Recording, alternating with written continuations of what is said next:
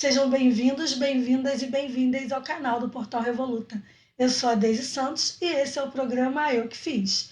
Para você que está visitando aqui pela primeira vez, eu sugiro entrar aqui nesse card para poder se inscrever no canal e ficar por dentro do que rola por aqui.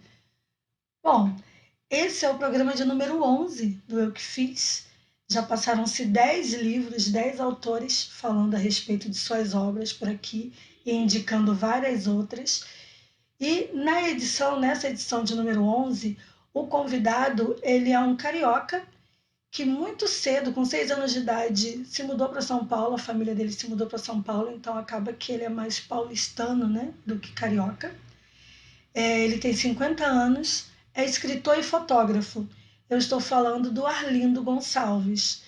Bom, o Arlindo é um grande fã do Joy Division, já fez 2 livros anteriores a esse sobre o Joy Division, e nessa edição ele vai apresentar um livro que é o Joy Division Closer, um testamento musical, onde ele fala um pouco sobre os 40 anos do álbum Closer.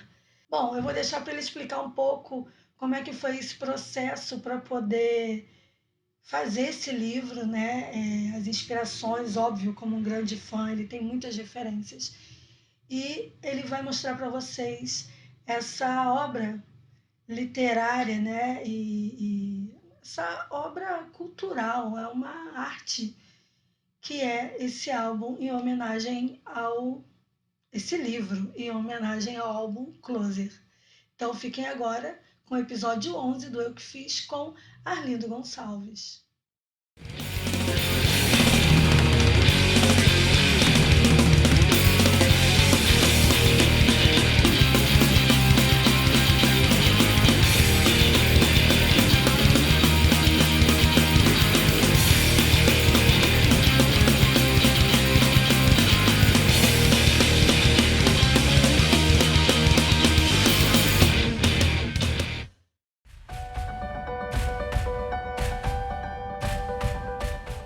Este é Joy Division Closer Testamento Musical, um livro de minha autoria, lançado agora, recentemente, sobre o Joy Division, sobre o seu segundo e último disco, Closer, uma obra-prima da década de 80. Este livro é um livro, vocês veem um formatinho quase do tamanho de um CD, né?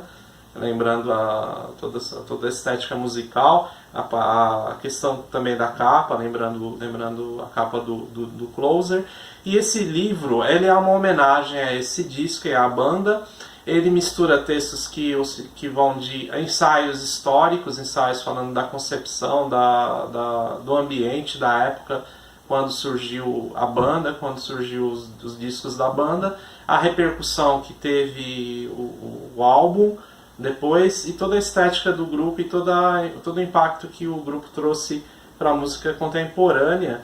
E ele é um livro que ele mistura, como eu falei, textos históricos, né, textos que falam da época, né, falam do Joy Division, e também ficções. Eu coloco aqui ficções criando a partir das audições que eu tenho sucessivas do disco, das letras das músicas. Também temos ensaios de ilustração do Matheus Wider, que é um parceiro meu, que ele fez uma ilustração para cada faixa do disco, e algumas fotografias minhas também ligadas à estética da banda. Então este é Joy Division Closer, Testamento Musical.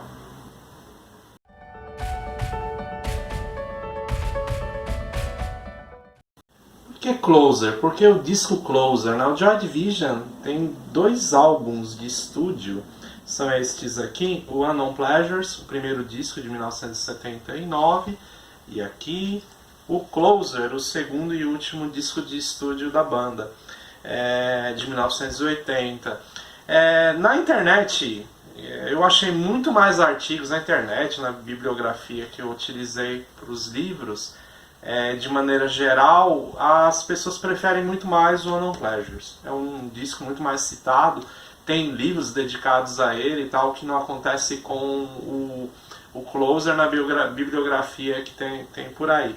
Mas eu prefiro o Closer, eu acho que é um disco muito mais bem acabado, o impacto dele das canções como um todo, ele me traz, opinião pessoal, me traz muito mais sentimento, muito mais emoção do que Unknown Pleasures. Também é um disco fabuloso, difícil também de dizer, são obras complementares, são obras-primas da música, mas o Closer ele diz mais ao meu coração, e a inspiração também, porque o Closer, né, a inspiração maior para fazer o livro, que ele completa 40 anos. O anterior completou 40 anos, mas não é o meu preferido, eu prefiro o Closer, então por isso eu tive a predileção pelo Closer para fazer o livro Joy Division Closer, Testamento Musical.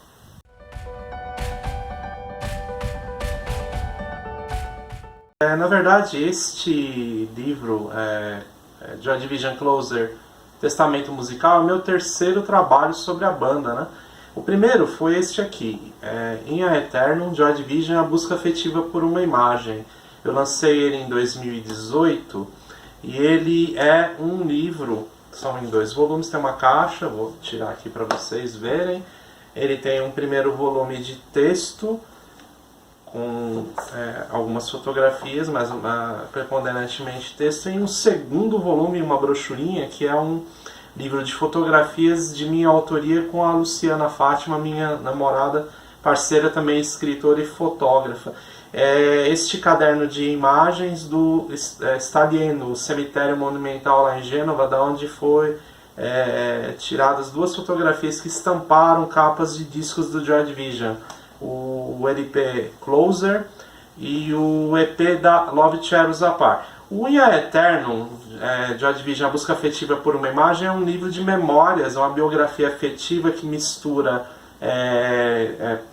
fatos da banda, ensaios sobre a banda, sobre aspectos específicos da banda, toda a história do grupo, formação, final da banda e tal, e a minha história pessoal de vida com o grupo. Então, uma biografia afetiva que conta a minha história de descoberta da banda e da música na década de 80, ali no meio dos anos 80.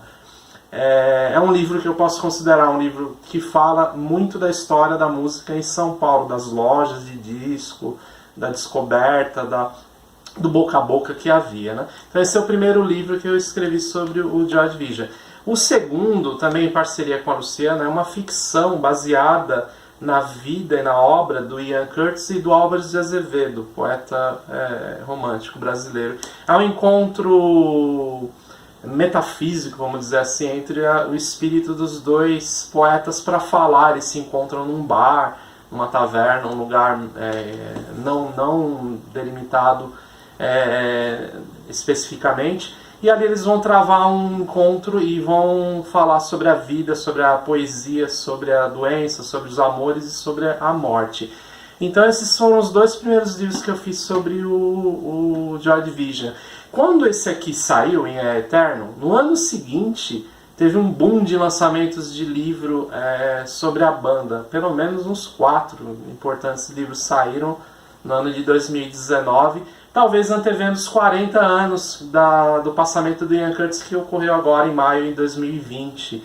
Então eu comprei os livros e fiquei com uma bibliografia ampliada posterior ao primeiro livro, e deu vontade de fazer alguma coisa com esse material. E eu pensei talvez fazer uma segunda edição do Ian Eterno, só que era impraticável porque o livro está ainda bastante bem distribuído, ainda não esgotou, e acabar confundindo totalmente os livreiros e a distribuição, que também está muito boa. Então eu achei que não dava mesmo para fazer uma segunda incursão no mesmo livro.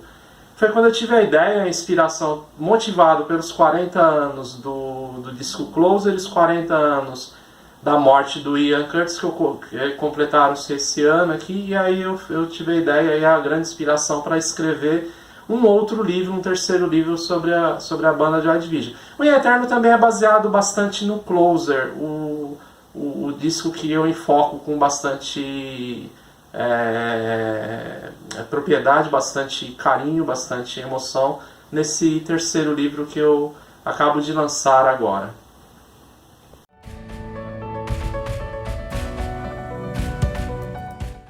as personagens que dialogam com as letras do Closer, as letras que o Ian Curtis fez para o álbum, né? O Joy Division Closer, Testamento Musical, como eu falei, ele é um livro que mescla textos históricos com ficções. Tá? Eu vou aqui recorrer aqui ao índice rapidamente e vou falar para vocês. Então, primeiro tem uma introdução, né, no livro, falando do projeto como um todo. Né? Aí temos o primeiro capítulo, que é um capítulo de artigo histórico, que é a Europa gestacional, elementos e ambientes que possibilitaram o surgimento de Closer, que vai falar de toda a estética da banda, oriunda ali dos elementos culturais da Europa, né, na época. Né? O segundo capítulo, Closer, Testamento Musical do Joy Division, a história de um álbum, é a biografia do disco, propriamente dita. 3. A tumba da família Appiani, o corpo de mármore de Closer. São, como vocês veem aqui, uma foto do cemitério de Stalieno, na Itália. Todas as fotografias são minhas, né, do livro são minhas. E a capa do Closer tem uma fotografia do cemitério de Stalieno, na Itália, como também a capa do single da Love Tears Apart. Então, há um capítulo aqui que eu falo da história da tumba Appiani, que é a tumba que está na capa do Closer. Aí entramos nas ficções Carne e Espírito, emoções que afloram na audição de Closer faixa a faixa. O capítulo seguinte, Tânia. O ensaio Closer, imagens, são desenhos do Matheus Villar. E A Dor dos Outros como expansão, Closer nunca uma trilha sonora para o fim. Aí vem o pós-fácil, a bibliografia e agradecimentos. Né? Então os capítulos ficcionais são esses: o Carne e Espírito, emoções que afloram da audição de Closer, faixa a faixa, e Tânia.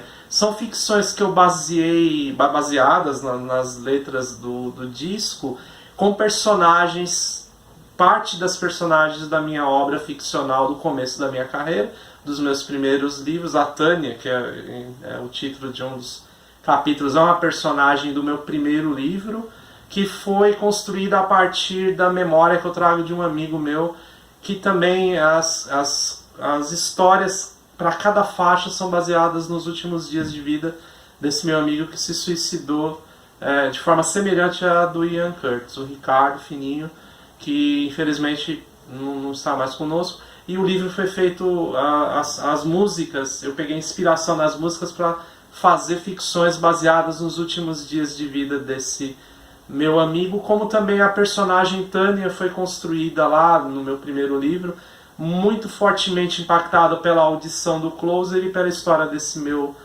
amigo que se foi, e as ficções foram feitas dessa maneira, sempre a audição do disco sempre norteando a construção ficcional dessas personagens que aí se ligam nas letras do Ian Curtis.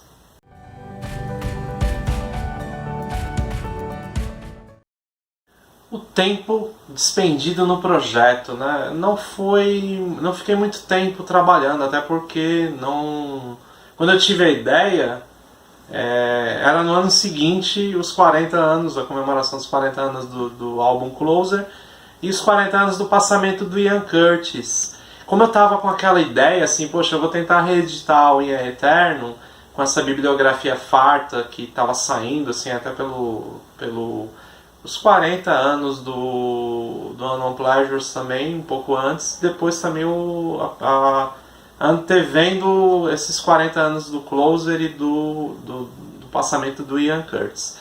Quando eu tive a ideia de fazer, definitivamente parei com aquela coisa de fazer uma segunda edição do primeiro livro, aí eu falei, olha, eu vou fazer algo relacionado ao Closer. Foi mais ou menos em junho de 2019. Foi em junho de 2019. Eu trabalhei até dezembro no texto. Dezembro eu entreguei para a editora. Então foi um semestre o projeto. E correndo, né? Porque tinha que aproveitar, porque ele tem o tempo da edição, né? Tem o tempo da editora para fazer todo o trabalho. E tem também uma questão relacionada a uma viagem que a gente pretendia fazer para Manchester. Ele teve toda essa pandemia no meio do caminho, né? Mas propriamente trabalhando no livro como escritor foram 6 meses correndo, suando a camisa.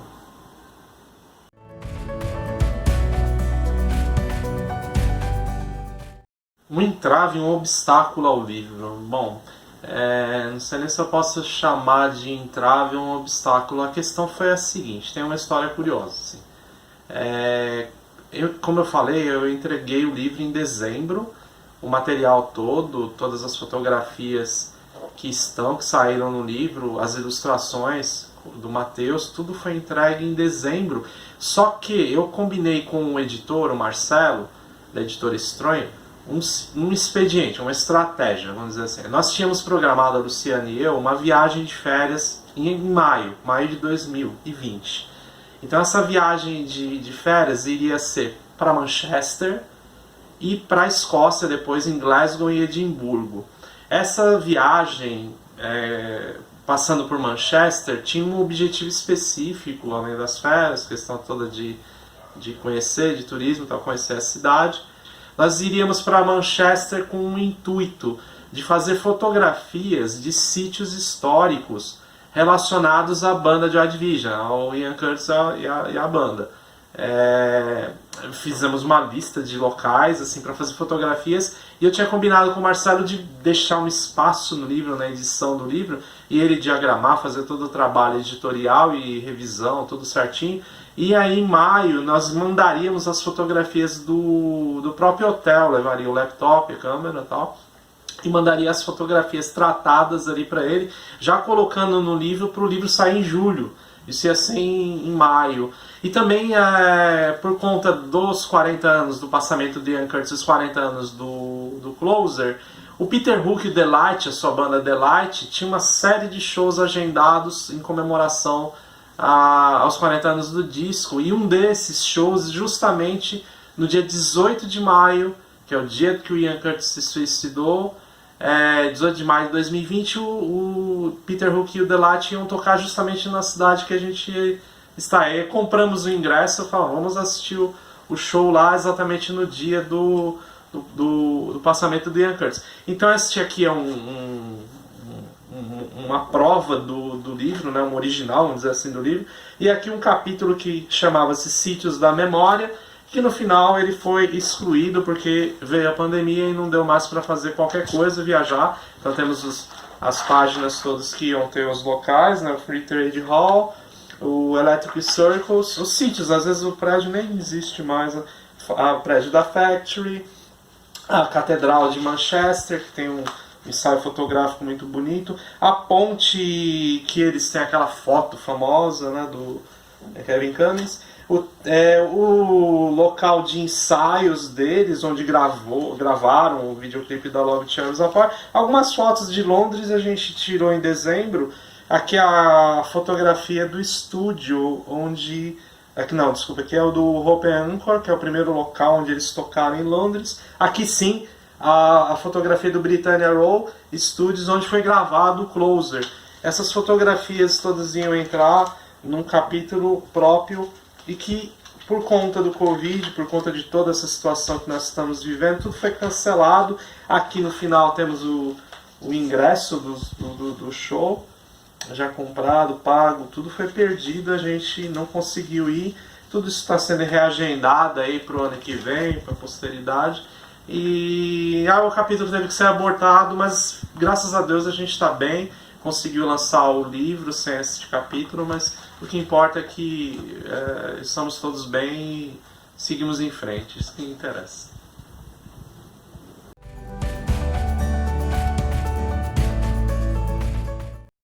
Todas as fotografias são minhas, de minha autoria, o que facilita muito a questão econômica até do livro, né? Então todas as fotos foram minhas, eu apresentei o projeto para o Marcelo e discuti com ele a questão do formato. A gente consensou esse formato quadrado, lembrando um CD, que é um formato que ele tem um livro nesse mesmo formato. Então eu simplesmente vi o livro que ele já havia lançado neste corte e discuti com ele, e aí a gente consensou, vamos fazer o quadradinho um pouco menor que o primeiro livro meu sobre o Joy Division.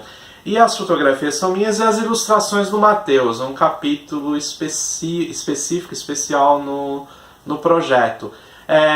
Passei alguns trechos de música e algumas orientações com relação às ilustrações o tipo de ilustração, a questão toda do clima das letras, né? Então tem uma série de questões, algumas ilustrações baseadas em fotografias minhas, né? Então foi muito tranquilo, a gente teve uma reunião, conversamos bastante detidamente sobre o projeto e aí foi de vento em popa, foi muito tranquilo, não tivemos quase nenhum retrabalho, foi uma interação muito boa e resultou como eu gostaria, como eu concebi, né? Como eu imaginei as ilustrações. Então a questão das ilustrações e das fotografias e do formato, a capa, lembrando a capa do disco Closer, também acabou eu passando a ideia para o Marcelo, aí ele escolheu as fontes corretamente, fez toda a diagramação do livro, fez toda a concepção e acabou me acreditando como capista aqui, né? Tem uma generosidade da parte dele, mas a gente fez tudo junto, nós três, fizemos todo o trabalho conceitual do livro e a parte gráfica toda a cargo do Marcelo. Eu só coloquei para ele as posições de cada fotografia e aí a diagramação, aí dava sugestão, voltava, foi muito tranquilo. A gente interagiu muito bem com relação à parte gráfica, que eu acompanhei toda ela. É um projeto que ele tem de estar ligado ao aspecto musical sempre, né? Lembrando um disco, né? Lembrando a cultura pop. Foi muito tranquilo, muito agradável fazer esse trabalho, essa parte gráfica do trabalho.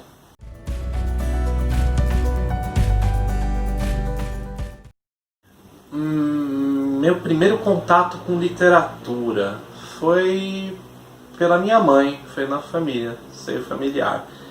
Livros que minha mãe comprava, livros de literatura infantil, que minha mãe comprava, alguns vinham com disquinhos, assim, ela lia pra gente e eu tocava os discos que vinham, os vinizinhos pequenininhos, 7 polegadas. Minha recordação mais antiga de contato com literatura foi aí. Um livro que marcou, talvez não o primeiro que eu tenha lido, que eu não me recordo, talvez Monteiro Lobato, algo da obra do Monteiro Lobato tenha sido de literatura infanto-juvenil que eu tenha começado a ler pelo Monteiro Lobato. Mas um livro que me marcou muito, e um livro que eu li bem no começo da minha trajetória como leitor, foi o livro do José Mauro de Vasconcelos. Ele chama O Palácio Japonês. O José Mauro de Vasconcelos, muito conhecido pelo Meu Pé de Laranja Lima, né, que eu também li. Mas esse do Palácio Japonês ele é encantador, é um livro que me marcou muito.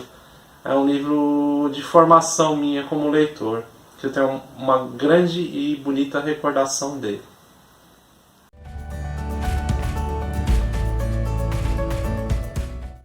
Livro de cabeceira, um livro que me marcou muito, vários livros me marcaram muito, assim, né? Um que eu sempre gosto de mencionar é O Coração das Trevas, do Conrad. Esse é um livro que realmente me mexeu comigo, me modificou bastante minha visão de mundo. Mas um livro de cabeceira mesmo, ou autor de cabeceira, que várias obras dele eu gosto, mas eu escolhi um que é realmente o de cabeceira, e haja cabeceira, né? Olha só o tamanho do livro. Os Irmãos Karamazov e do Dostoiévski. Na verdade, toda a obra do Dostoiévski é fabulosa, é incrível. Esse aqui é o último livro do Dostoiévski, um romance bem extenso e que fala muito da alma humana, né? Da alma do povo russo, e questões filosóficas, religiosas, todas colocadas com bastante humanismo, né, por parte do Dostoiévski, que tem uma obra extensa e maravilhosa. Mas enfim, eu acho que existem existem críticos, né, que falam da obra do Dostoiévski, colocando outros livros até como mais importantes que esse sempre lembrado, né? Mas para mim ele me marcou muito, assim. Eu lembro que eu fiquei muito impressionado com essa obra, né? Então ela é meu livro de cabeceira, e uma cabeceira tem que ser forte, né? Esse é o tamanho do livro aqui.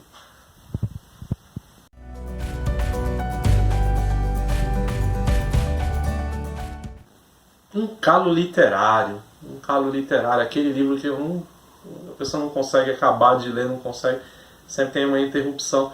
O meu é o Vermelho e o Negro, do Stendhal. Olha, não tem nada a ver com a qualidade do livro. Realmente eu não questiono a qualidade do Stendhal, não questiono a importância do Vermelho e o Negro.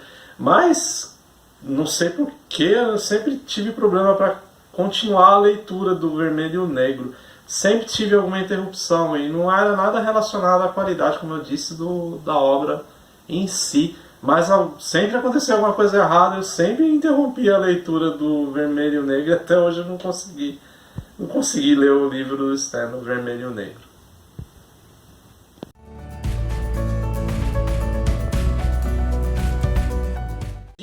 Dicas de outros escritores, de escritores independentes. Eu vou dar duas dicas. A primeira, em dois livros. Aqui nós temos Noite dos Vencidos, do Felipe Rios, e Poemas Sonâmbulos, também do Felipe Rios. Conheci essas duas obras no Sebo Clepsidra, vizinho aqui meu, aqui na região, que é onde eu moro, e o que me chamou a atenção inicialmente foi esse aqui, do Poemas Sonâmbulos, pela capa que traz uma fotografia do Cristiano Mascaro, que é um grande fotógrafo brasileiro e talvez o meu preferido fotógrafo brasileiro. É uma pessoa incrível, o Cristiano Mascaro, tivemos aula com ele, eu e a Luciana. Ele até fez uma palestra uma vez com o lançamento de um livro nosso de fotografia. E inicialmente me chamou a atenção a fotografia que eu conhecia do Cristiano Mascaro. É uma edição muito bonita, uma edição artesanal. E eu não liguei imediatamente assim o nome do Felipe. Depois que eu vi que era o Felipe Rios, que é um amigo nosso, que ele fica bastante lá no Sebo Clepsidra e tal. É uma pessoa muito, muito simpática, muito amável. E os dois livros dele que eu dou como dicas, edições, espero que ainda estejam disponíveis para adquirir, que são muito bons os livros, muito bons de poesia, né? Uma pegada muito urbana, muito de São Paulo aqui, que é bem, dialoga com o meu trabalho, muito bem com o meu trabalho. A segunda dica de leitura fica como referência, mas o livro ainda não saiu, ele já tem, o autor tem outro livro, mas eu vou dar uma dica de leitura que foi uma satisfação muito grande que a Luciana e eu tivemos de termos sido convidados para fazer o prefácio deste livro, que deve sair em breve, né? Esperamos que saia em breve. Teve toda essa questão aí da pandemia que deve ter tumultuado também o projeto deste livro. Ele vai sair com um prefácio nosso e com fotografias minhas, que é o livro do Eduardo Morpheus Affinito, é um livro de poesia chamado Pleni Lunar. É um livro que me impressionou muito, é um livro com bastante alma, um texto muito forte, cheio de imagens, cheio de referências também a urbanidades, não somente a de São Paulo, mas de outras jurisdições.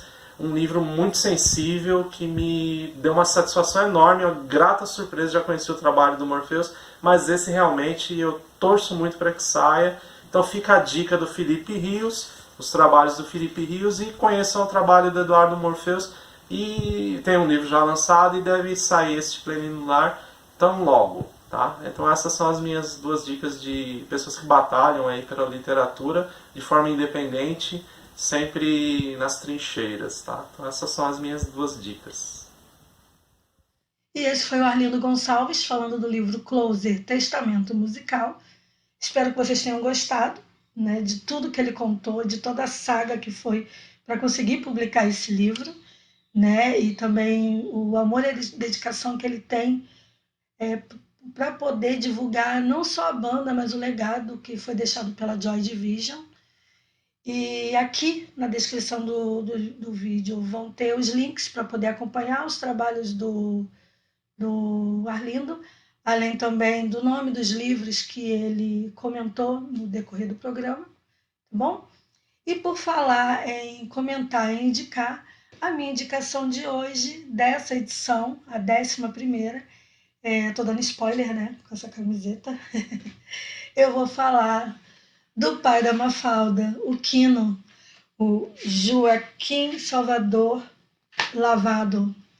Bom, Joaquim Salvador Lavado faleceu agora, no dia 30 de setembro de 2020, e nada mais justo do que falar um pouco sobre a obra dele. Não só Mafalda, né? Porque de seus lápis, canetas e papéis saíam muito mais personagens além da Mafalda e sua turma, né? E sempre com muitas críticas sociais. Então tem esse aqui, ó, o Simplesmente Quino, que curiosamente a contracapa é a mesa de trabalho dele vazia. E a partir de agora ficará, né? E essa obra aqui eu comprei em Buenos Aires, são várias tirinhas, todas com normalmente críticas sociais, políticas, reflexões. E é bem bacana, porque em vários momentos ele nem precisa utilizar muitas palavras, né? Na verdade, em alguns ele nem utiliza palavras para poder se expressar. E eu achei isso sensacional. E o outro é o Potentes, Prepotentes e Impotentes. Fala sobre política, enfim, e sobre questões sociais e urbanas. Bom, e eu achei bem bacana trazer para vocês essa indicação, essa homenagem, né, ao Quino, que acaba de deixar o plano terrestre, e mostrar para vocês que o Quino vai além da Mafalda, essa menina contestadora, e que é muito importante não deixar, né, e como qualquer artista, o trabalho dele nunca morrerá, né? E a memória dele vai estar sempre viva nas suas obras. Então, a cada vez que a gente abrir um livro, folhear, ler uma tirinha, compartilhar nas redes sociais, né? Inclusive no Instagram tem uma Mafalda Digital, que são com todas as tirinhas dela. O artista continua vivo. Então, essa foi a minha indicação. Agradeço a todo mundo que tem assistido ao Eu Que Fiz. Chegamos ao 11º episódio. Próximo episódio, mais um autor, um escritor interessante, mostrando a sua obra, explicando o seu processo criativo. Divulgue para os seus amigos, fale sobre arte, sobre cultura e sobre formas de enxergar o mundo. E, como eu digo, o livro é uma porta de entrada para vários mundos e que nos leva a muitos lugares sem a gente precisar sair de casa. Então é isso. Cuidem-se, muito obrigada e tchau!